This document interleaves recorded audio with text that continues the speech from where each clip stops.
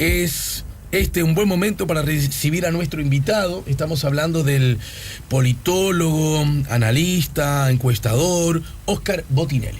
Para cuidar a mi familia y mi casa, confío en la empresa con más experiencia. SEA Sociedad Anónima. Seguridad en automatización, cercas eléctricas, rejas y aberturas a control remoto. 2-601-2611. seaportones.com. Buen día, Óscar, bienvenido. Buen día, ¿qué tal? ¿Cómo estás? Bien, bien. Si yo te hubiese preguntado, voy a recibir a Óscar Botinelli, ¿qué es qué? ¿Qué es lo que preferís decir acerca de vos mismo? Bueno, últimamente profesor de ciencia política. Uh-huh. ¿Y la carrera docente dónde la desarrollás? Universidad de la República. Tengo 21 años de catedrático más. Bueno, pero en Uruguay se puede ser profe en la UDELAR, pero también en cualquier otra casa, ¿no? No, pero yo estuve solo ahí, más allá que di algunas clases, conferencias en la Universidad Católica, en la ORT, en la de Montevideo y en la UDE, la Universidad de la Empresa. Y en el CLAE, que ahora es universidad, pero claro. Cuando no era universidad. Sí. Pero mi centro fue siempre la Universidad de la República. Ajá. ¿Y tus alumnos son muchachos de grado? No, yo desde el 97, del segundo semestre del 97, me dedico exclusivamente a posgrado. Uh-huh. Bien. Bueno, naturalmente, en el marco de un año... se anuncia que va a ser muy intenso desde la perspectiva política por diversas razones, y también se augura mucha movilización, mucho encuentro y desencuentro y la mar en coche. Hay algunas cosas que a mí me gustaría conversar contigo a propósito de dichos que has comentado a lo largo de tu trayectoria, y tiene que ver con, por ejemplo, en Uruguay está muy bien decir, que no hacer, que no es momento de hacer política, no es momento de hablar de elecciones, no es momento de estar en campaña, ¿verdad? Como que queda bien decirlo. Sin embargo, vos sos medio cuestionador de ese principio, ¿no? Completamente. Creo que el primero es manejar el concepto de campaña electoral a jingles publicitarios o discursos a los gritos en la plaza pública. La campaña electoral se diferencia de la campaña política en que hay un momento en que se concentran los mensajes de todo tipo, ya sea entrevistas, publicidad comercial, profesionalmente hecha, actos, reuniones. Pero en las democracias estables, de larga data, democracias de partidos, la construcción de la decisión de voto por parte del ciudadano es una acción permanente. Es decir, durante todo el tiempo los ciudadanos, unos obviamente con mayor fanatismo en cuanto a adhesiones o fanatismo sobre la política, caso de uno, ¿no? Que claro, vive atrás de eso, otros mirando muy de lejos, pero recibiendo impactos que le van moldeando el pensamiento o las actitudes. Y el uruguayo es un ser que en general sabe muy bien lo que vota, y vota porque ve en los partidos o en los candidatos reflejo de lo que él quiere o quisiera ser, de lo que es la sociedad, el mundo que quiere, no solo la defensa del bolsillo, el hígado, como simplifican algunos, mucho más complejo. Pero también, ¿no? Si te fue bien en la feria, incide; si te fue mal, incide. ¿O tú crees que...? Incide en el largo plazo. Pero si va en la feria, bueno, sí. No, era una metáfora. Si estos 4 años que gobernaron te fue bien, estos 5 años te fue bien. Bueno, yo diría lo siguiente: hay mucha gente haciendo campaña muy dura contra el Frente Amplio, tanto en terreno político como empresarial, y que no le fue bien en la vida tanto como en estos gobiernos. Claro. ¿No? Es decir, que no hay una relación lineal. Y además hay que tener en cuenta otra cosa. ¿Cómo le va a la gente en relación a una concepción política mirado en el largo plazo? Ni el Frente Amplio es un movimiento que llega al gobierno por un aluvión. Yo lo critiqué mucho esto cuando decía esta oleada de izquierda. Bueno, no mezclen. Primero se mezclaba izquierda y populismo. No, pues no es lo mismo. El chavismo, el Correa, que son populistas, Evo Morales en Bolivia, que es otra cosa, es otra el indigenismo, cosa, Morales, claro. El peronismo, que siempre fue populismo, puede ser más de derecha o más de izquierda, con verdaderas izquierdas como la de Brasil o la de Uruguay.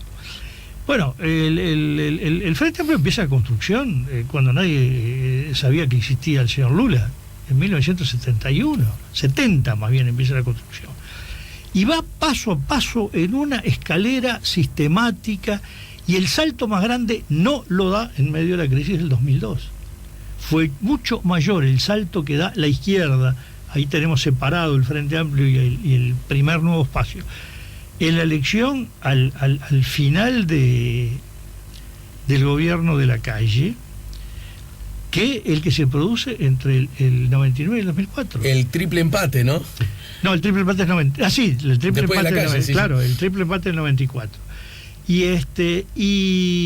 Perdón, ese es el segundo Nuevo Espacio. Ya había habido un salto a la izquierda en el primer Nuevo Espacio. Claro. Pero digamos, hubo mucho más saltos al principio. Es verdad, es más fácil crecer el 100% cuando tiene un peso que cuando tiene 1 millón, ¿no? Es decir, con los votos pasa lo mismo. Claro. Duplicar un electorado bajo más fácil que uno. Claro.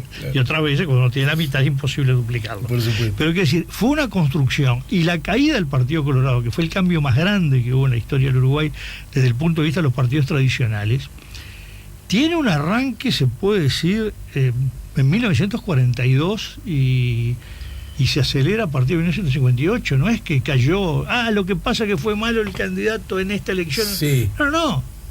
Uno mira y va cayendo desde 1942. Y el Partido Nacional es el más estable de todo el espectro de los grandes partidos, pero sí tuvo un nivel del 40% y ahora ha quedado en un nivel del 30%. Uh-huh. No digo 30, puede ser un poco más, un poco menos. Estoy hablando de grandes escalones.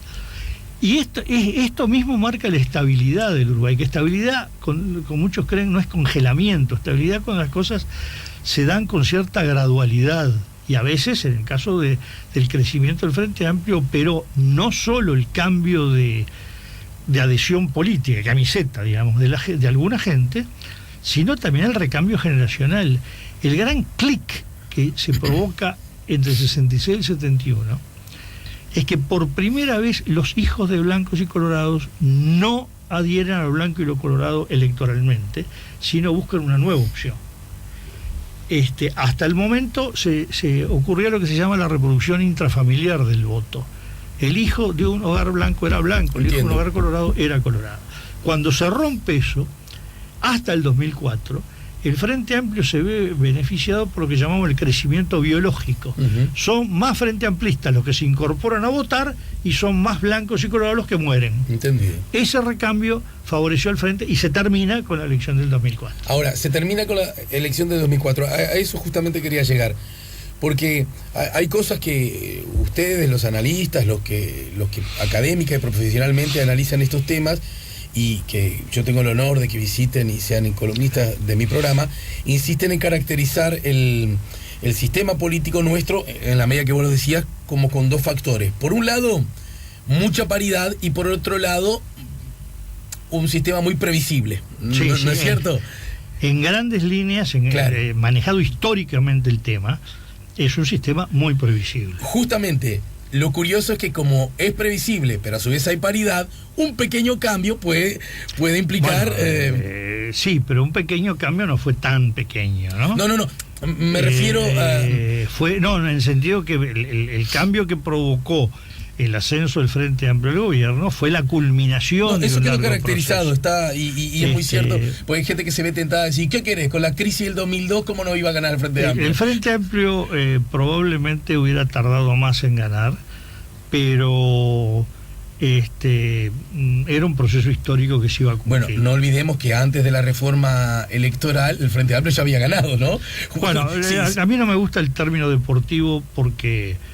por ejemplo, lo usó... ¿Cuál sería el término deportivo? No, el término ganador. No es ganador, salió primero, que no es lo mismo. Ganar es obtener algo. Se gana la presidencia de la República. No, es que yo hice mal la frase. De haberse mantenido las viejas reglas, el Frente hubiese ganado. No digo, pero por ejemplo, Mariano Rajoy y el Partido Popular y el Movimiento de Ciudadanos, en la reciente elección de Cataluña, dijeron, ganó Ciudadanos, ganó Arrimadas. No ganó, había salido primera por 4 puntos de ventaja sobre el segundo, pero resulta que los 2 segundos sumados con un pequeño aporte más era la mayoría absoluta. Claro. Entonces, no se puede usar el término ganador. No, entendido. Para mí fue horrible la titulación de los medios estos días, a partir del domingo. Ganó un pastor evangélico en Costa Rica. Punto siguiente. Va a un balotaje. Entonces no ganó. Claro. Papá, espera el balotaje para ver quién gana. Fue el primero. Entonces, eso confunde mucho. Lo que sí se puede decir, que en una de las lecturas que hay, que es que el Frente Amplio ganaba con el viejo sistema. Yo tengo dudas porque, primero, la reforma produjo la separación del voto departamental y nacional, y aparecieron departamentos, sobre todo Paysandú, Soriano, Río Negro y Colonia, con votos al Frente Amplio en octubre y votos al Partido Nacional, o en Río Negro Partido Colorado en las departamentales. Es probable que votando unidos los partidos tradicionales hubieran tirado a su favor, y además es probable que el Partido Nacional, que tuvo la peor votación de su historia en el 99, la hubiera tenido mucho peor si la elección se daba cabeza a cabeza Frente Amplio y Partido Colorado. Y viene el cuco, hay que evitarlo. Qué lástima mi partido, pero voy a votar el Partido Colorado, voy a votar a Valle para impedir que gane Vázquez. Entendido. No digo que sucediera necesariamente. Lo cierto es que la reforma del 96 fue providencial por el Frente Amplio, porque si se hubiera dado que sí ganaba la presidencia de la República, lo hacía lejos, muy lejos de una mayoría parlamentaria, tenía que pactar con un partido tradicional, o los partidos tradicionales de una mayoría holgadísima en el Parlamento en contra, y bueno, se hubiera comido más fuerte o más débil una crisis como la del 2002. Así que desde ese punto de vista fue providencial. El Frente Amplio llega colgado en un país que empieza el crecimiento el mismo año de las elecciones, un poquito antes quizás. Un poquito antes, sí. Sí, perfecto la caracterización. En realidad yo lo que comentaba era aseverando o subrayando la hipótesis histórica que vos estabas manejando, y es: el Frente Amplio no gana la elección por la crisis del 2002, sino por una acumulación de fuerza constante, paulatina. La crisis puede haberle dado un plus. Un empujoncito, ¿no? Claro, por ejemplo, no nos olvidemos que ya había estado cerca del 45% en el balotaje del 99. Es verdad que un balotaje se vota entre dos, y gente que no adhiere al Frente Amplio votó a Vázquez. Pero ya había tocado el 45, y había votado como tal cerca del 40. Bueno, capaz que sin la crisis del 2002, en lugar del 50,5, hubiera estado en el 47, 48. Te dejo esta pregunta planteada para luego de la pausa. Justamente, haciendo esta recorrida histórica, vemos que el Frente Amplio alcanza su punto más alto en la elección del 2004, ¿no es cierto? Y si bien desde ese momento gana las dos elecciones sucesivas, y las gana en un hecho subrayadamente histórico con mayoría parlamentaria, también es cierto que fue, en los casos siguientes, necesario ir a la segunda vuelta, y que ha perdido el Frente Amplio, ¿no? Cada vez un poquito. Sí. Uno puede suponer... Hay dos lecturas del tema.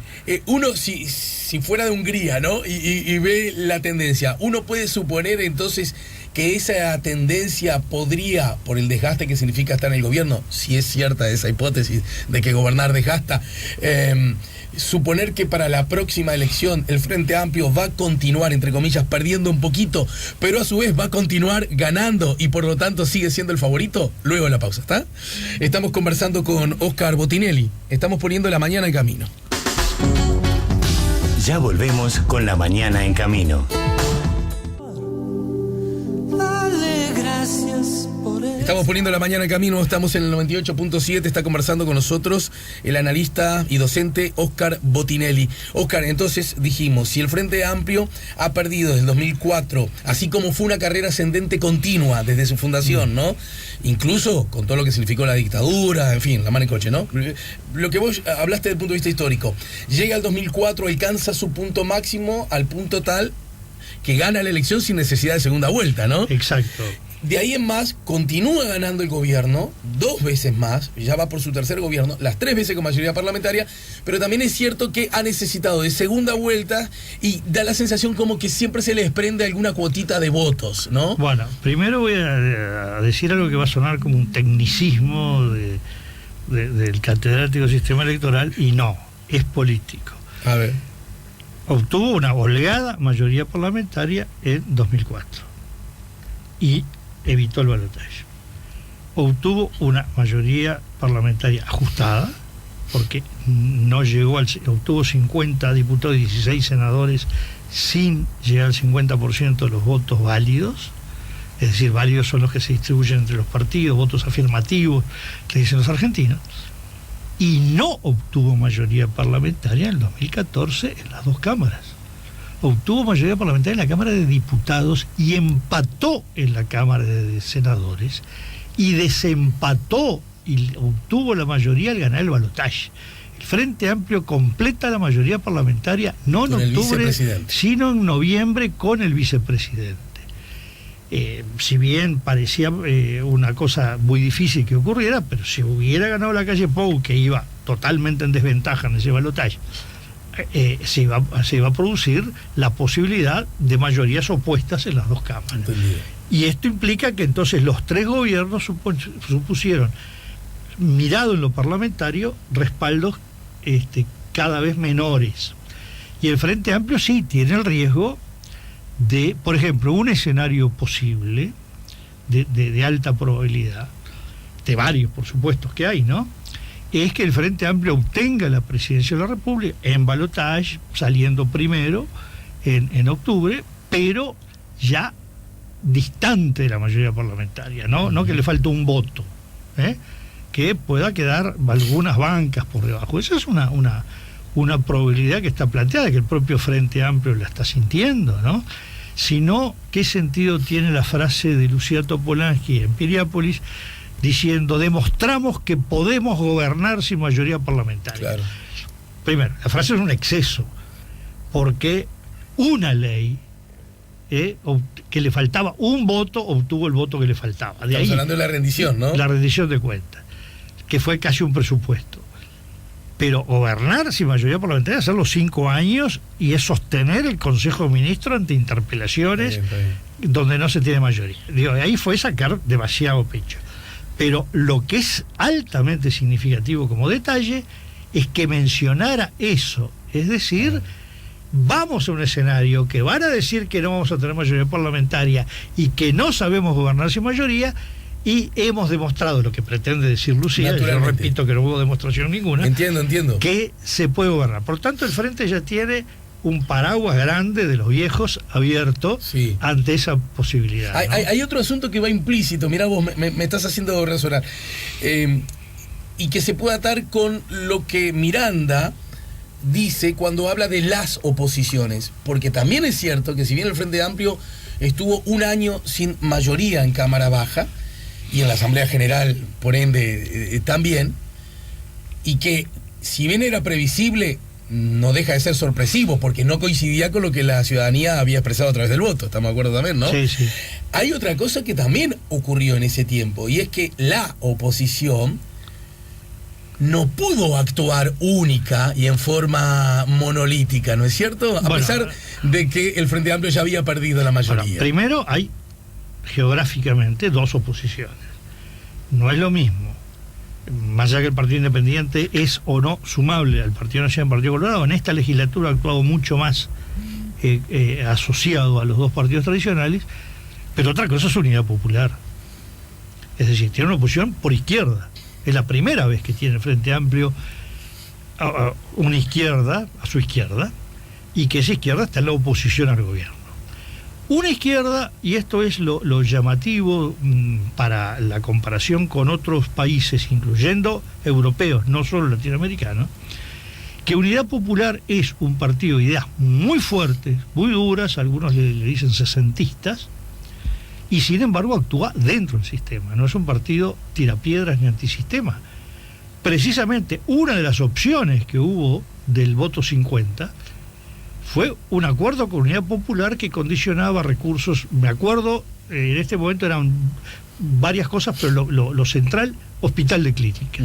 Es decir, y además la Unidad Popular votó todas las designaciones que hubo de Suprema Corte de Justicia, por ejemplo. Es decir, no es el caso de Podemos en España, que la oposición siempre es en todos y cada uno de los temas, ¿no? Es decir, ahí hay un juego también, que tiene el Frente Amplio, el juego hacia la derecha y hacia la izquierda. Y bueno, y ahí hay un juego. Hoy el Partido Independiente y el Frente Amplio están bastante distantes, pero estuvieron mucho más próximos hacia la elección del 2014, y el Partido Independiente dio señales hacia el Frente Amplio de la posibilidad de, bueno, sin mayoría, aquí estamos nosotros, y hubo una actitud muy refractaria del Frente Amplio hacia eso, ¿no? Es probable que haya gente en el Frente Amplio que crea, no es de descartar, que se puede no tener mayoría parlamentaria sin necesidad de pactar, sino captando votos sueltos de a uno.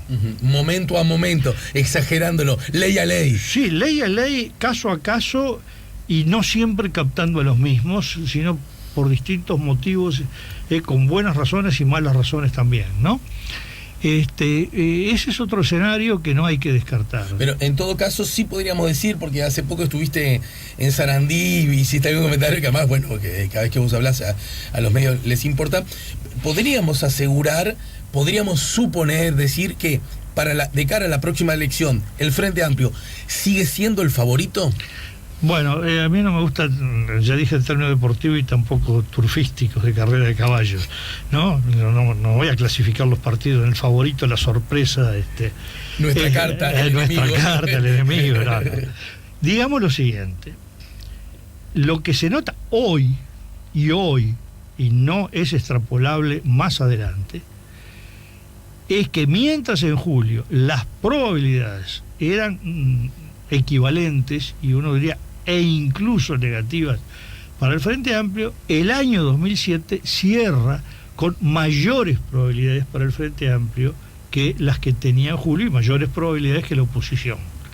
Así como también se ratifica que, independientemente que tenga mayores probabilidades hoy para la presidencia de la República, tiene muy bajas probabilidades o menores probabilidades que en otros momentos de tener mayoría en las dos cámaras en forma natural, ¿no? Digo, eso es lo que... Ahora,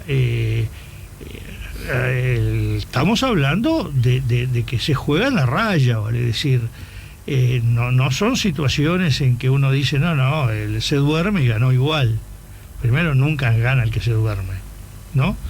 Lo enseñaron aquel cuento de la tortuga y la liebre. Claro. Pero bueno, hay que esperar qué pasa. El Partido Nacional, por ejemplo, venía muy bien, sigue estando muy bien. Cuidado con el estar a esta altura del partido, más o menos en el nivel de votación que tuvo la elección anterior, eso está muy bien. Ajá. Porque siempre se cae después de la elección, porque hay votantes que no son adherentes a un partido, que lo votan, que después tienen que revalidar, o que lo van a votar, pero sienten que no lo dicen, pero no por ocultar, sino no sé. Sí. Y entonces, cuando da exactamente lo mismo, que se está mejor. El Partido Nacional está sólido, eso es un dato.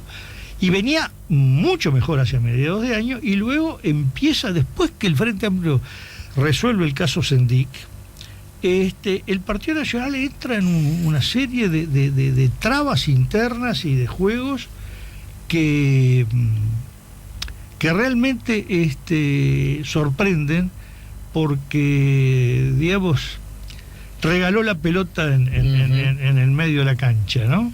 Ahora, hubo en este último tramo, hasta mediados del año pasado, tal como decías, un aspecto que al Frente Amplio le costaba mucho sobrellevar, y tenía que ver con un paradigma que el propio Frente Amplio había generado desde la perspectiva histórica, y tiene que ver, con razón o sin ella, con soberbia o con exageración, la idea de que en el Frente Amplio estaban los más honestos, que la posibilidad de que hubiese corruptos, bandidos, chorros en la izquierda, a diferencia de los partidos tradicionales, bla, bla, bla, eso era imposible, porque el Frente Amplio, más allá de sus ideas, tenía otra forma ética de hacer política.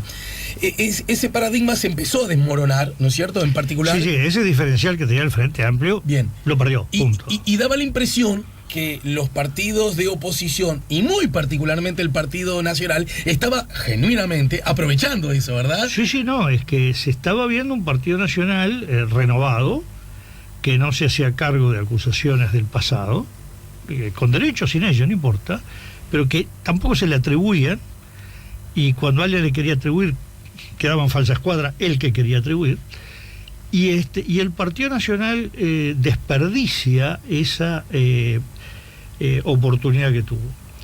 Lo que sí es cierto, y esto llegó para quedarse, Dios, un cambio, es que cuando el Frente Amplio llega al gobierno, cuando se está por llegar, no solo los Frente Amplistas, sino que diría que muchos blancos y colorados discrepaban con el Frente Amplio, los tupamaros, los comunistas, esto, lo otro, pero sí creían que había mayor honestidad y política menor, que no había riesgo de acomodo, politiquería en el Frente Amplio. Y que iba a ser una cosa, desde ese punto de vista, completamente distinta. Y el comienzo del segundo gobierno da esa sensación. Luego eso va cambiando. Y hoy ya el Frente Amplio perdió ese diferencial, donde, bueno, sí, tiene cosas muy honestas, cosas más discutibles, gente muy aferrada a los cargos, gente más desprendida, pero que no tiene variación con lo que ha sido históricamente ni el Partido Nacional ni el Partido Colorado. Está bien.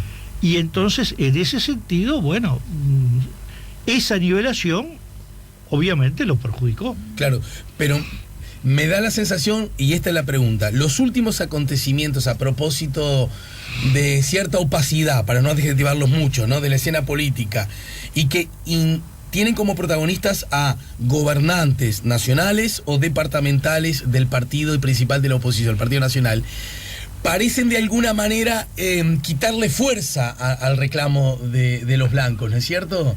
Bueno, creo que sí. De Bascú, pasando por el intendente de Cerro Largo, que dice, sí, metía 300, porque la propia intendenta de La Valleja, el intendente de Artigas, son como muchas cositas a la vez, ¿no? Sí, hay que tener cuidado en estas cosas cuando se mezcla al barrer, se puede discutir primero todo, si está bien, mal o regular, el tema de los familiares. Uruguay tiene una larga tradición pública de personas que el hombre de más confianza de alguien era su primo, su hermano, cosas por el estilo. Y por eso lo de La Valleja, bueno, Adriana Peña nombra una persona, su hermano, por un cargo de absoluta confianza, necesita tener las espaldas cubiertas, me parece que sí, pero una semana antes, ¿te acordás del aumento de los directores, su pareja incluida? Bueno, está, pero digo... El contexto, ¿no? Sí, pero me parece que ahí le fue metida de por demás, digamos. Lo demás podrá discutir si estuvo bien o mal, pero eso me parece que ya fue una exageración. Uh-huh. Ahora bien, el tema es que el Partido Colorado tuvo un reflejo increíble el año pasado, cuando... Hace un año justo. En verano del año pasado, ¿no? No, fue más hacia... ¿Caso Nelson? Sí, fue a fin de marzo que se produce lo de Sanabria. Ajá. Que fue reaccionar en jet, en 24 horas, fuera la Secretaría General de Maldonado del Partido Colorado, y renuncia a la calidad de suplente de la banca de diputados por Maldonado, y se sacó el tema encima así en jet, que lo afectó, lo golpeó en ese momento. Justo ahí hicimos la encuesta, se estaba haciendo la encuesta, y registró el menor nivel histórico del Partido Colorado en encuesta, fue en ese momento. Ajá. Claramente golpeado por el cambio Nelson, ¿no? Pero igual sigue bastante afectado el Partido Colorado, pero se sacó rápidamente de encima el tema, y le dio las posibilidades de estar sacando pecho y haciendo gárgaras, diciendo, mire, lo que hicimos nosotros, a ver, ¿quién se puede decir que hizo lo mismo? A mí por eso me resulta no comprensible el Partido Nacional, más allá que sin duda algunos problemas institucionales que tuvo el Partido Nacional con estos temas, sobre todo el originario, pues estos recién están empezando, tuvo una respuesta muy fuerte del presidente del directorio, que incluso salió a dar la posición del Partido Nacional, que siempre decía cosas mucho más duras que la que decía la propia resolución del director. Entiendo. Y ahora uno ve que renuncia, que es para entrar en campaña electoral, etcétera. Bueno, pero un presidente de un partido siempre entra en campaña electoral. Ahí hay toda una teoría a discutir sobre cuál es el rol del presidente de un partido, y depende del tipo de partido. Pero lo cierto es que queda muy asociado la culpabilización a Heber de haber tenido una actitud dura que coincidía con el reclamo mayoritario de la opinión pública. Eso lo medimos. Y efectivamente la actitud, que la expresó también la calle Pou inicialmente, que puede haber sido de repente... En el caso Bascú, por ejemplo. El caso Bascú, que puede haber sido y puede ser correcta la crítica o no, eso se verá, el momento que lo dijo, la forma o el lugar, pero salió diciendo lo que la gente sentía. En ese sentido hubo una sintonía con la gente y una coherencia con lo dicho en relación al caso Sandic, ¿no? En este contexto, ¿es aventurado decir que el próximo presidente de Uruguay o es del Frente Amplio o es del Partido Nacional? Bueno, yo creo que eso no es aventurado. Es decir, si estamos viendo que la distancia que tiene el Partido Nacional hoy sobre los demás partidos y que no se ve que haya un crecimiento de otros partidos espectacular, porque para desplazar del segundo lugar al Partido Nacional se requiere de los partidos, primero, algo que no está previsto, no es razonable dentro de los comportamientos habituales, que haya una caída fuerte del Partido Nacional. Un punto más, sí. Pero digo, que el Partido Nacional deje de estar en ese nivel, llamémosle del 30, del escalón del 30, o de los 30 y pico, de los casi 30, es muy difícil pensar que puede ocurrir, ¿no? Tendría que ser errores garrafales, muy grandes.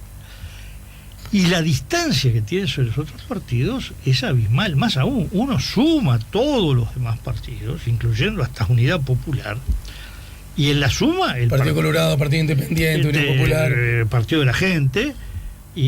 bueno, saquemos, fíjate, Unidad Popular es un exceso, sí. Pero digo, sumando Partido Colorado, Partido de la Gente y Partido Independiente, Partido Nacional está 2-1 con todo el paquete del resto de la oposición, ni hablar con cada uno por separado.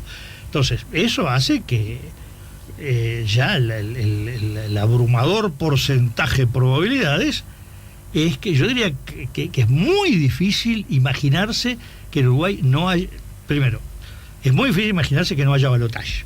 Eso es bastante claro que lo hay. Sí. Y segundo, es muy difícil pensar que el balotaje no es entre el candidato único del Frente Amplio y el candidato único del Partido Nacional. Y siguiéndote de cerca, me animo a agregar otra. Es muy difícil que alguien gane el gobierno con mayoría parlamentaria. Bueno, yo diría que ahí seamos un poco más prudentes. Sácale el muy difícil. Que hay menores probabilidades que nunca de que alguien obtenga la mayoría parlamentaria por sí. Yo sé que muchos Frente Amplistas que nos está escuchando ahora dice, che, lo mismo dijeron la vez pasada, ¿no? Bueno, no, hay una diferencia.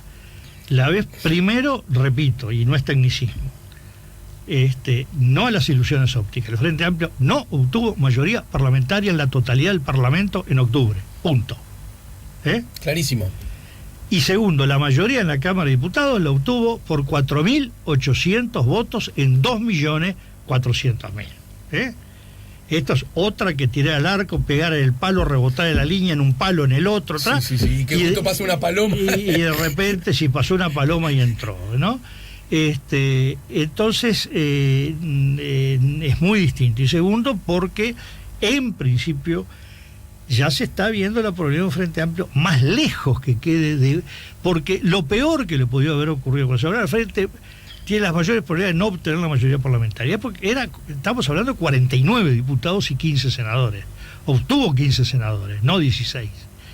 Y diputados en lugar de 49, 50 por esos 4.800 votos. Ahora estamos hablando de una distancia mayor. Está bien. Y eso cualitativamente es diferente. Ya no es un tema solo solo cuantitativa.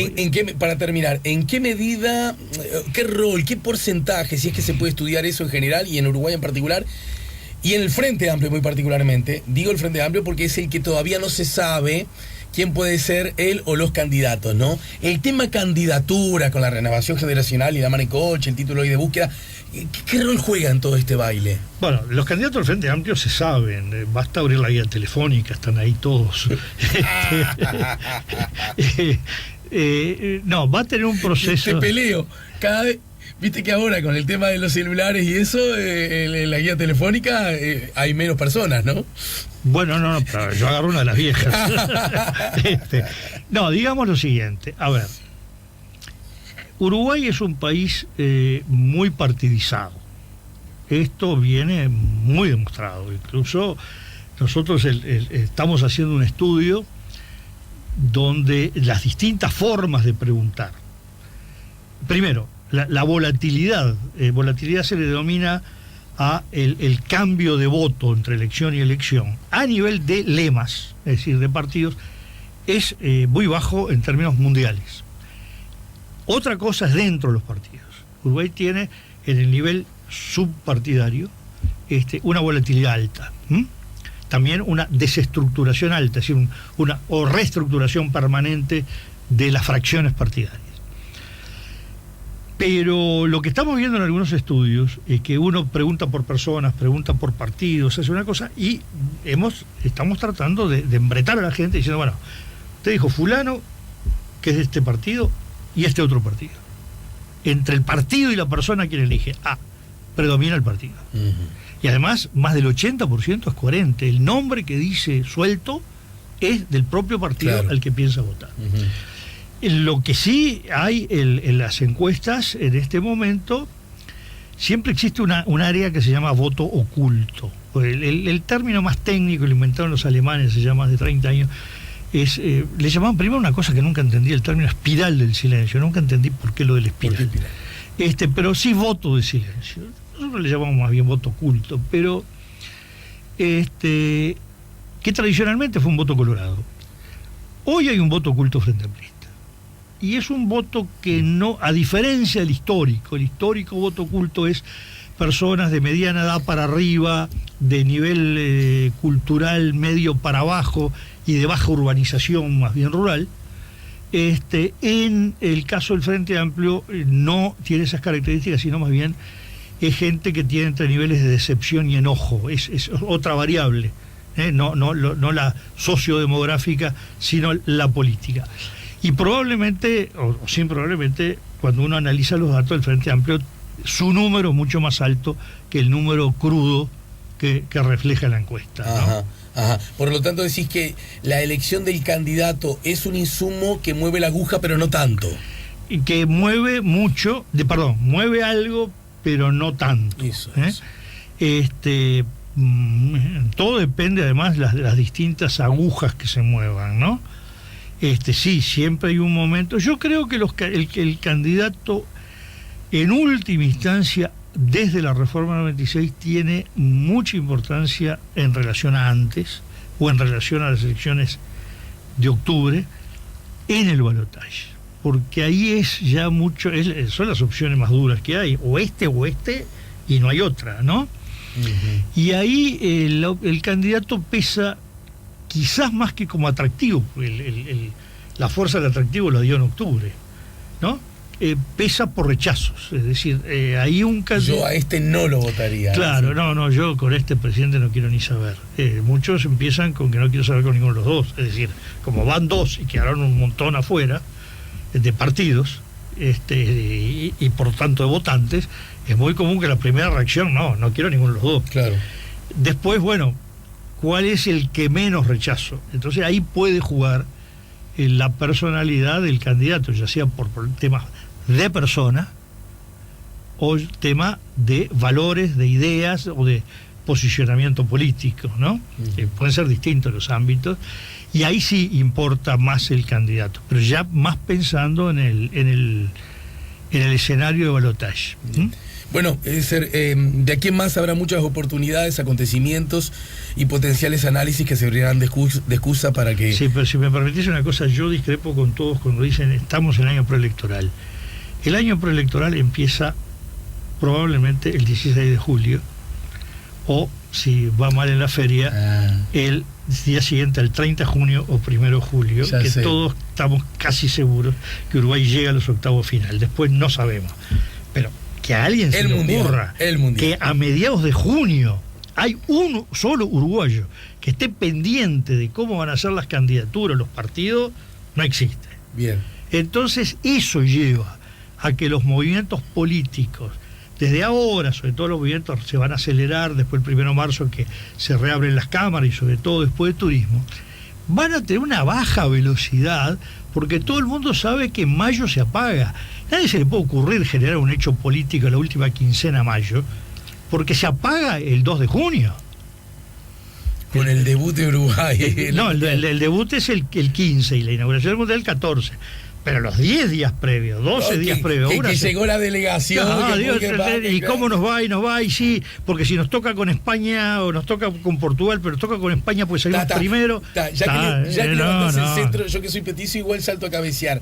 ¿Es de recibo esa idea que siempre se ha manejado, que si le va bien, por ejemplo, en Uruguay que tanto importa el fútbol, a la selección celeste, eso obre a favor de los actuales gobernantes? Bueno, yo diría lo siguiente, lo único que puede demostrarse, que es obvio, hermano. O al revés, que si le va mal, puede afectarlo. No requiere estudios científicos demostrar que si Uruguay sale muy bien en el Mundial, desde hace un tiempo empezamos a admitir que salir cuarto no es una derrota, sino es un festejo. No ocurrió en el 54, no ocurrió en México 70. Qué horrible, salimos cuarto. Bueno, se crea un clima de optimismo nacional, por un tiempo por lo menos, más corto, más largo. Y obviamente a los gobiernos los favorecen los climas de optimismo. No creo a la inversa, porque no genera un pesimismo, salvo que nos vuelva a pasar lo de Brasil, ¿no? Es decir, que sentimos que más o menos, con razón o sin ella, fuimos como estafados con la sanción a Suárez y quedamos desprotegidos y por eso perdimos con Colombia. Capaz que no tiene nada que ver, pero nos quedó la idea dentro y ahí queda una sensación un poco de bronca, pero no de pesimismo. Yo creo que sí puede influir un clima de optimismo, pero en sentido contrario. En Brasil fue el año de las elecciones.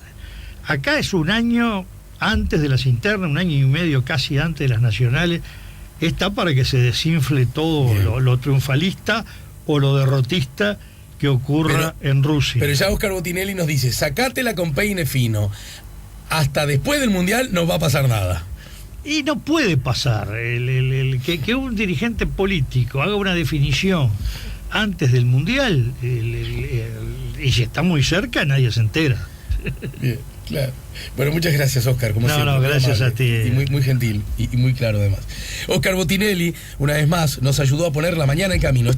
Para cuidar a mi familia y mi casa, confío en la empresa con más experiencia. SEA Sociedad Anónima. Seguridad en automatización, cercas eléctricas, rejas y aberturas a control remoto. 2-601-2611. seaportones.com